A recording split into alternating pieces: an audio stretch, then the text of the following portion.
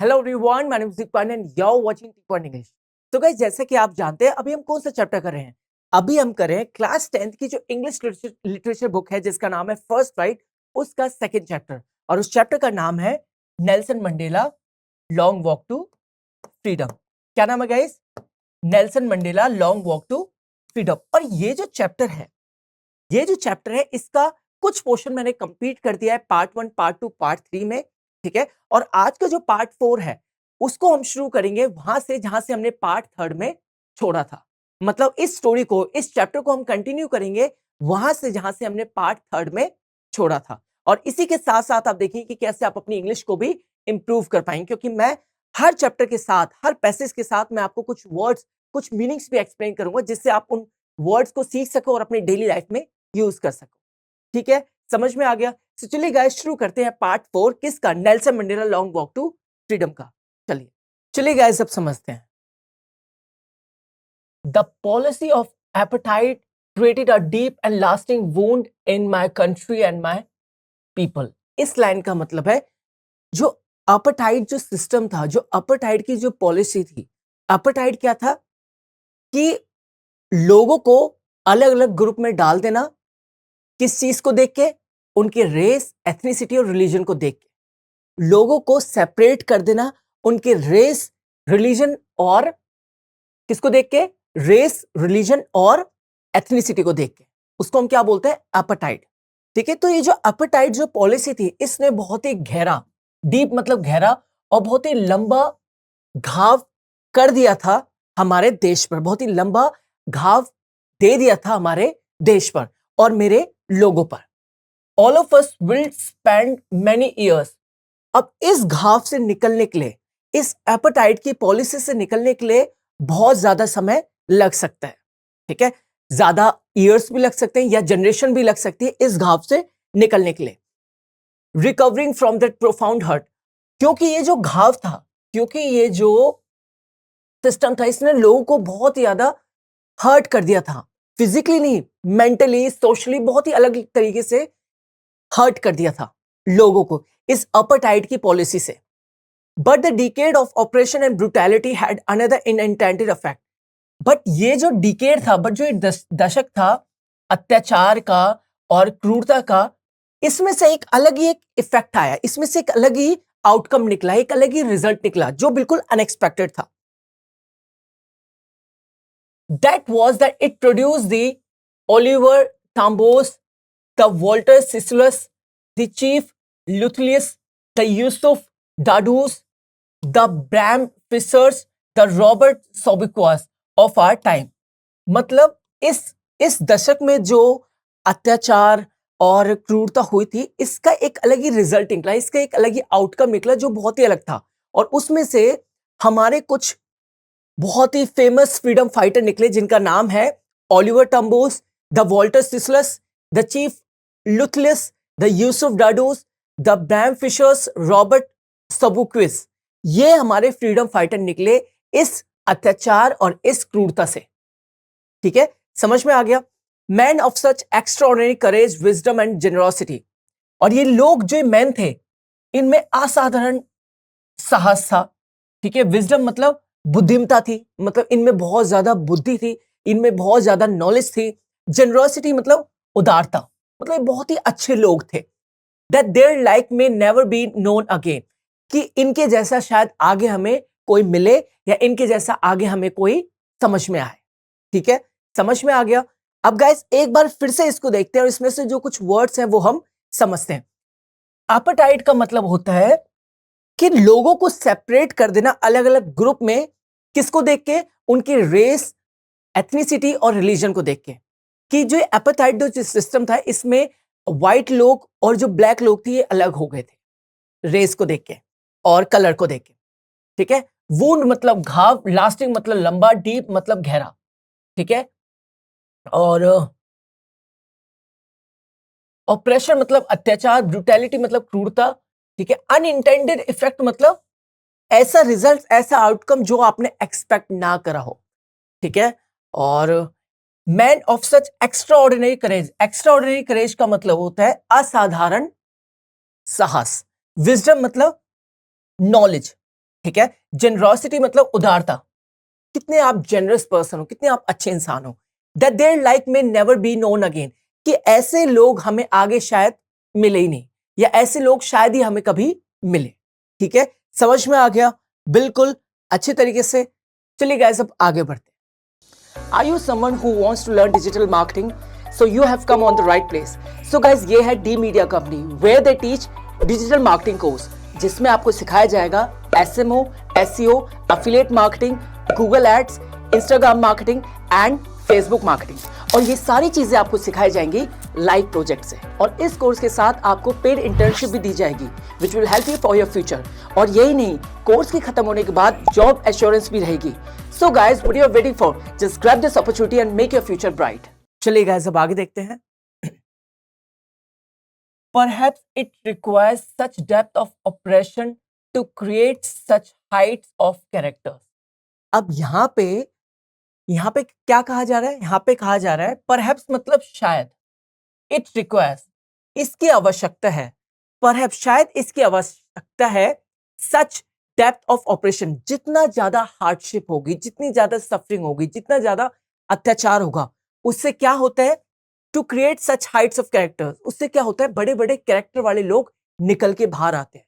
अब जैसे जो ब्रिटिश थे उनका राज था इंडिया पे, तो जितना ज्यादा उनका ऑपरेशन बढ़ता गया तो उससे हमारे इंडिया में से बहुत सारे फ्रीडम फाइटर निकले, जैसे महात्मा गांधी जी, ठीक है, सुभाष चंद्र बोस, ठीक है, भगत सिंह। तो ऐसे ऐसे बड़े बड़े कैरेक्टर वाले लोग निकले। My country is rich in the minerals and James, जो मेरी कंट्री है वो बहुत ही अमीर है। किसमें? खानिज और रत्न में। खानिज और रत्न में। मिनरल्स मतलब, और जेम्स क्या होते हैं? ये जो सॉइल के नीचे पाए जाते हैं। That lie beneath its soil, जो मिट्टी के नीचे पाए जाते हैं। But I have always known that its greatest wealth is its people। But मैं हमेशा से जानता हूं कि हमारे देश के सबसे बड़ी वेल्थ क्या है? हमारे देश की सबसे बड़ी वेल्थ, सबसे बड़ी दौलत क्या है? वो है उसके लोग। पीपल क्या है? लोग। वेल्थ मतलब दौलत। Finer and truer than the purest diamond, जो डायमंड से, जो डायमंड क्या होता है? जो हीरे से भी ज्यादा सच्चे और बेहतर है। जो हीरे से भी ज्यादा सच्चे और बेहतर है। समझ में आ गया? बिल्कुल अच्छी तरीके से। चलिए गाइस अब हम कुछ वर्ड्स इसमें से सीख लेते हैं। जैसे परहैप्स का मतलब होता है शायद, इट रिक्वायर्स मतलब इसकी आवश्यकता है, डेप्थ ऑफ ऑपरेशन मतलब जितना ज्यादा हार्डशिप होगी, जितनी गहरी हार्डशिप होगी, जितनी ज्यादा सफरिंग होगी, जितना ज्यादा अत्याचार होगा, उससे बड़े हाइट्स ऑफ कैरेक्टर मतलब बड़े बड़े कैरेक्टर्स, बड़े बड़े महान व्यक्ति निकल के आएंगे। जो मेरी कंट्री है वो बहुत ही रिच है। किसमें? मिनरल्स और जेम्स में। ठीक है, मिनरल्स और जेम्स में। ठीक है। लाई बीनीथ, लाई मतलब पाए जाते हैं, लाई मतलब नीचे, बीनीथ मतलब धसे हुए। किसमें? सॉइल में। किसमें? सॉइल में, मिट्टी में। I have always known that it's greatest wealth मतलब, वेल्थ का मतलब होता है दौलत। पीपल मतलब लोग, फाइनर मतलब बेहतर, ट्रूअर मतलब सच्चे, और प्योरेस्ट डायमंड मतलब जो बिल्कुल अच्छा डायमंड है। ठीक है, समझ में आ गया? मैं फिर से एक बार एक्सप्लेन करता हूं। Perhaps it requires such depth of operation to create such heights of character। इसका मतलब है शायद इसकी आवश्यकता है कि जितनी ज्यादा हार्डशिप होगी, जितनी ज्यादा सफरिंग होगी, उससे क्या होगा? उतने ही बड़े लोग, उतने ही बड़े महान लोग ऊपर आएंगे, उतने ही बड़े महान लोग आगे आएंगे। My country is rich in minerals and James. जो मेरी कंट्री है वो बहुत ही ज्यादा फेमस है। किसके लिए? मिनरल्स और जेम्स के लिए। That lie beneath it's soil, जो सॉइल के नीचे, जो मिट्टी के नीचे पाए जाते हैं। But I have always known that it's greatest wealth is it's people. But मैं हमेशा से मानता हूं कि हमारे देश की सबसे दौलत, जो दौलत है वो है उसके लोग। मैं हमेशा से मानता हूं कि हमारे देश की सबसे बड़ी दौलत है वो है उसके लोग। Finer and truer than the purest diamond, जो हीरे से भी ज्यादा सच्चे और बेहतर है। ठीक है, समझ में आ गया? बिल्कुल। चलिए गाइस अब आगे बढ़ते हैं। चलिए गाइस अब आगे देखते हैं। It is from these comrades in the struggle that I learned the meaning of courage। अब सबसे पहले इसमें जो कुछ वर्ड्स हैं पहले वो सीख लेते हैं। कॉमरेड्स का मतलब होता है जो, जैसे आप मान के चलिए किसी ऑर्गेनाइजेशन में आप हो, तो आपके जो कोलीग होंगे, आपके जो फेलो मेंबर्स होंगे, उनको हम क्या बोलेंगे? कॉमरेड्स बोलेंगे। क्या बोलेंगे गाइस? कॉमरेड्स। स्ट्रगल मतलब संघर्ष, करेज मतलब साहस। अब समझते हैं। इन्हीं संघर्ष में या इसी संघर्ष में साथ देने वाले साथियों से मैंने साहस का मतलब सीखा, करेज का मतलब सीखा। ठीक है, it is from these comrades in the struggle that I learn the meaning of courage. इसका मतलब है इसी संघर्ष में साथ देने वाले साथियों से मैंने करेज का मतलब सीखा। किसका मतलब? साहस का मतलब। Time and again, bar bar, I have seen man and women risk and give their lives for an idea. मैंने देखा है आदमी और औरतों को सिर्फ एक आइडिया के लिए अपनी जान को जोखिम में डालते हुए। आई have seen man and women risk and give their life for an idea. मैंने देखा है आदमी और औरतों को अपनी जान को जोखिम में डालते हुए सिर्फ एक आइडिया के लिए, सिर्फ एक आइडिया के लिए। I have seen men stand up to attacks and torture without break. मैंने आदमियों को देखा है जिन पे हमला हुआ है, जिनको बहुत ज्यादा टॉर्चर करा है, और वो भी बिना टूटे हुए। मैंने बहुत आदमियों को देखा है जिनके ऊपर बहुत सारा हमला हुआ है, उन्होंने बहुत सारा पेन सहा है, बट वो टूटे नहीं है, वो बिल्कुल भी उन्होंने हार नहीं मानी। I have seen men stand up to attack. मैंने आदमियों को देखा है उनके ऊपर अटैक होते हुए, उनके ऊपर हमला होते हुए, उनको टॉर्चर सहते हुए, उनको पेन सहते हुए, विदाउट ब्रेकिंग इट, बट उनको टूटते हुए नहीं देखा। Showing a strength and resilience that defies the imagination. Strength मतलब हिम्मत। अब ये चीज क्या शो करती है? ये चीज शो करती है कि कितनी हिम्मत, कितनी रेजिलियंस। रेजिलियंस मतलब सहनशीलता। रेजिलियंस का मतलब हुआ the ability to deal with any kind of hardship and recover from its effect. किसी भी हार्डशिप से, किसी भी सफरिंग से जब आप लड़ते हो, जब आप उससे फाइट करते हो, जब आप उनसे लड़ते हो, जब आप फाइट करते हो, उसको हम क्या बोलते हैं? रेजिलियंस। मतलब आप डटे रहते हो, उसको हम क्या बोलते हैं? रेजिलियंस। सहनशीलता मतलब आप डटे हुए, जितनी भी ज्यादा आप फाइट कर सकते हो, जितना भी आप पेन सह सकते हो, आप सह रहे हो और लड़ रहे हो, उसको हम बोलते हैं रेजिलियंस। सहनशीलता, कि कितना आप में हिम्मत है किसी चीज को सहने की। दैट डिफाइज द इमेजिनेशन, ये कल्पना से परे है, ये कल्पना से बियॉन्ड है। I learn that courage was not the absence of fear. मैंने सीखा है कि साहस के लिए ऐसा नहीं है कि आपके अंदर फियर नहीं होना चाहिए। मैंने सीखा है कि साहस का मतलब ये नहीं है कि आपके अंदर फियर नहीं होना चाहिए तभी आप साहसी माने जाओगे। साहस का मतलब होता है, करेज का मतलब होता है कि आपके अंदर फियर है, बट स्टिल आप उस फियर से लड़ रहे हो, स्टिल उस फियर पर अपनी जीत हासिल कर रहे हो। ठीक है, but the Trump over it, मतलब ट्रम्प मतलब जीत, कि आप उस फियर को क्या कर रहे हो? कॉन्कर कर रहे हो। The brave man is not the he who does not feel afraid. Brave man वो नहीं है जिसको डर नहीं लगता, but he who conquers that fear. Brave man वो है जिसको डर लगता है, बट स्टिल वो फाइट करता है, स्टिल वो क्या करता है? लड़ता है। अब इसको हम एक बार फिर से समझ लेते हैं। It is from these comrades in the struggle that I learn the meaning of courage. इसी संघर्ष में साथ देने वाले साथियों से मैंने संघर्ष का मतलब सीखा। Time and again, bar bar, I have seen man and women risk and gives their life for an idea. मैंने आदमी और औरतों को अपनी जान को जोखिम डालते हुए देखा है सिर्फ एक आइडिया के लिए। I have seen men stand up to attacks and torture without breaking. मैंने आदमियों को हमला सहते हुए, ठीक है, सफरिंग में देखे हुए, मतलब पेन सहते हुए देखा है, बट वो टूटे नहीं है, उन्होंने हार नहीं मानी है।